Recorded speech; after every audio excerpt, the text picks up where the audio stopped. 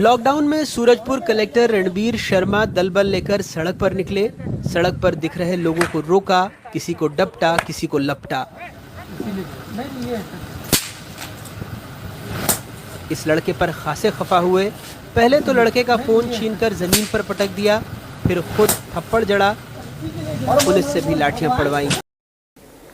With great powers come great responsibility. लेकिन जैसा कि इस वीडियो में देख करके प्रतीत होता है कि छत्तीसगढ़ के सूरजपुर डिस्ट्रिक्ट के डीएम रणबीर शर्मा अपने पद और पावर के नशे में चूर होकर के अपने सारे कर्तव्य, सारी रिस्पॉन्सिबिलिटीज भूल गए।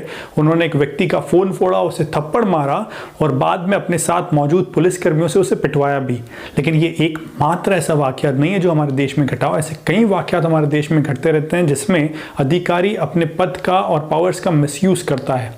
नमस्कार दोस्तों, मैं हूं अमित मंडलोई और आज हम डिस्कस करेंगे किस तरीके से एक सिविल सर्विस एस्पिरेंट को ऐसे वाकयात को देखना चाहिए जैसा कि इस वीडियो में दर्शाया गया है। And this is not a clickbait video. I am going to relate this with our paper 4 that is ethics, जहां पर हमको फाउंडेशनल वैल्यूज देखनी होती है, केस स्टडीज देखने होते हैं। तो आइए सबसे पहले हम जान लेते हैं कि एक आईएएस अधिकारी के पावर्स क्या होते हैं, आईएएस अधिकारी के कर्तव्य क्या होते हैं। IAS officer is a member of executive wing of the government, that is कार्यपालिका। और कार्यपालिका का सबसे मुख्य कर्तव्य होता है गवर्नमेंट की पॉलिसीज को इंप्लीमेंट करवाना, गवर्नमेंट की पॉलिसीज मेकिंग में असिस्ट करना। लेकिन आईएएस अधिकारी अलग अलग लेवल पे पोस्टिंग लेते हैं, जैसे कि डिवीजन लेवल पर, डिस्ट्रिक्ट लेवल पर, स्टेट लेवल पर, सेंटर लेवल पर। आज का जो हमारा टॉपिक ऑफ कंसर्न है उसके लिए जरूरी है डिस्ट्रिक्ट लेवल की अंडरस्टैंडिंग। जब भी एक आईएएस अधिकारी डिस्ट्रिक्ट लेवल पर पोस्ट होता है तो वो डिस्ट्रिक्ट कलेक्टर, डिस्ट्रिक्ट मजिस्ट्रेट के डिस्ट्रिक्ट कमिश्नर के नाम से जाना जाता है। डिस्ट्रिक्ट मजिस्ट्रेट, डिस्ट्रिक्ट कलेक्टर होने के नाते उसका सबसे प्रमुख कर्तव्य रहते हैं लॉ एंड ऑर्डर मेंटेन करना, general administration and development works carry out करना।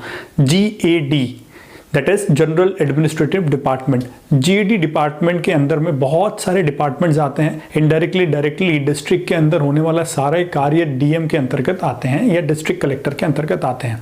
तो इतने महत्वपूर्ण पद पर बैठकर कोई व्यक्ति इतने सारी शक्ति का केंद्र होता है और अगर वो अपनी अकाउंटेबिलिटी भूल जाए तो मिसयूज ऑफ पावर होना तो तय है। एक सिविल सर्वेंट को अगर इस वाकयात को देखना हो तो किस तरीके से देखें।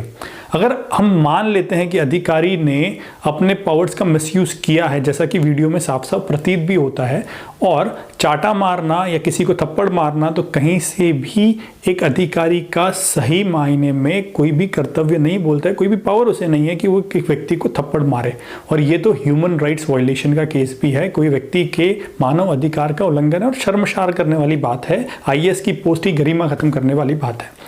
अब देखते हैं इसमें क्या चीजें ऐसी रही कि ये हो सकता है। सबसे पहली चीज तो आईएएस अधिकारी को जब एथिक्स की ट्रेनिंग मिलती है, एथिकल ट्रेनिंग मिलती है, तो उसे 3 प्रमुख गुण सिखाए जाते हैं, जिसमें से एक है सिंपैथी, सहानुभूति, दूसरा है एम्पैथी, समानुभूति, और तीसरा है कंपैशन, दैट इज करुणा। लेकिन इस अधिकारी का वीडियो देख करके, ऐसे कोई भी केस का वीडियो हम जब देखते हैं तो ऐसा महसूस होता है कि इन अधिकारियों में कंपैशन, करुणा या सहानुभूति, समानुभूति जैसे भाव बिल्कुल भी नहीं है।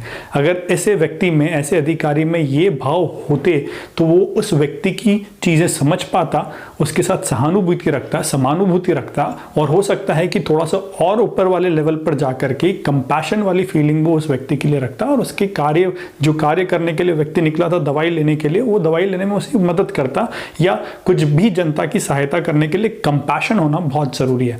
लेकिन ऐसे अधिकारी जिनके पास कंपैशन नहीं है, जिनके पास सिंपैथी नहीं है, जिनके पास एम्पैथी के वैल्यूज नहीं है, क्या वो अधिकारी सही अधिकारी के तौर पर काम कर पाएंगे? क्या वो अधिकारी सही मायने में अपने सारे कर्तव्य जो उनको निभाने, दैट इज पब्लिक सर्विस, वो काम, उन कर्तव्यों का निर्वहन क्या वो सही तरीके से कर पाएंगे? मेरे हिसाब से तो नहीं कर पाएंगे, क्योंकि ये मोस्ट इंपॉर्टेंट फाउंडेशनल वैल्यू है किसी भी व्यक्ति का दर्द समझने के लिए, किसी भी व्यक्ति की व्यथा समझने के लिए। और जब तक ये फाउंडेशनल वैल्यू एक सिविल सर्वेंट में नहीं है, जैसा कि इस वीडियो में देखने को मिलता है, तो हम बोल सकते हैं कि वो एक अच्छा सिविल सर्वेंट साबित नहीं होगा। और इसीलिए ऐसे सिविल सर्वेंट को तत्काल प्रभाव से निलंबित किया जाता है, और वो छत्तीसगढ़ में हाल ही में सीएम भूपेश बघेल साहब ने किया भी। तो ये था हमारा थोड़ा सा उसका कनेक्ट करने का तरीका, और इस तरीके के सिविल सर्वेंट को देखना चाहिए।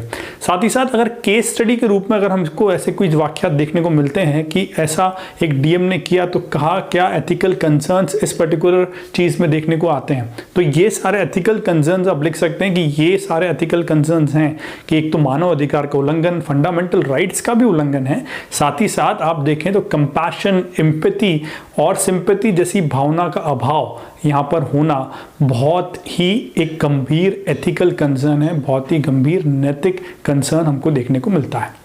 ठीक है, और ऐसे वाक्यात को हम हमारे एग्जाम्पल्स के तौर पर भी यूज़ कर सकते हैं जब हमको कंपैशन, एम्पैथी, सिंपैथी या फिर कोई सिविल सर्वेंट की फाउंडेशनल वैल्यूज़ के बारे में हमको बताना हो। और ऐसे वाक्यात से हम अंडरस्टैंडिंग भी ले सकते हैं कि हमको क्या करना चाहिए ऐसी चीज़ों को दूर करने के लिए। तो we should inculcate the values of empathy, sympathy and compassion to understand what the others are feeling, और उनको एक्सप्लेन करना। मतलब कुल मिलाकर के एक अधिकारी के पद पर हैं तो इनको ये जानकारी होनी चाहिए कि किस तरीके से हमको सामने वाले को समझाना है। यहाँ पर एक एथिकल कंसर्न और आप देखने को देख सकते हैं, दैट इज इमोशनल इंटेलिजेंस की कमी।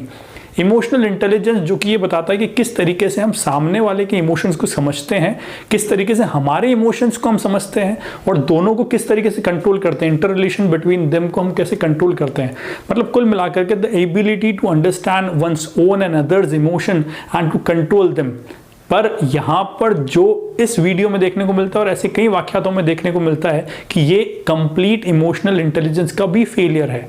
आप देखिए, अगर इमोशनल इंटेलिजेंस होता तो व्यक्ति सीधे उतर करके उसको थप्पड़ नहीं मारता। भले ही वो बदतमीजी भी अगर कर रहा हो कलेक्टर के साथ में, तो कलेक्टर अगर इमोशनली इंटेलिजेंट है तो उसके ऊपर कार्रवाई हो सकती है।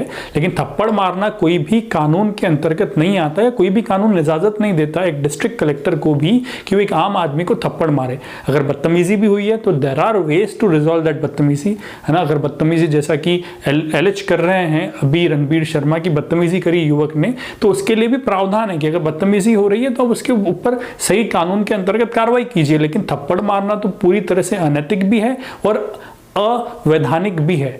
तो ये वाक्यात तो पूरी तरह से गलत है, राइट। तो यहाँ पर आप इमोशनल इंटेलिजेंस वाला एंगल भी खंगाल सकते हैं। तो ये कुछ तरीके हैं जिसके माध्यम से आपको थोड़ा सा एथिक्स के सब्जेक्ट में थोड़ा सा हेल्प मिलेगा। और जब भी आपको ऐसा कोई वाक्यात दिखे तो आप सोचिए, जिससे कि आपका ब्रेनस्टॉर्मिंग होगा, और ब्रेनस्टॉर्मिंग होगा तो आपको समझ में आएगा कि हमको किस तरीके से हमारे पेपर 4 को लिखना है, किस तरीके से हमको एक अच्छे अधिकारी के रूप में निर्मित होना है, अच्छे अधिकारी के तौर पर हमको काम करना है।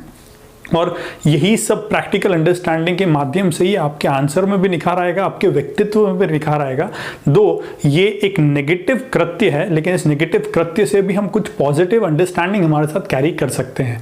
तो आई होप मैंने थोड़े बहुत एथिकल कंसर्न्स क्लियर करे होंगे, लेकिन आपको भी आपके भी कुछ विचार हों इस पर्टिकुलर इंसिडेंट से लेकर के, तो आप नीचे कमेंट बॉक्स में जरूर मेंशन कीजिए। That's all with this discussion.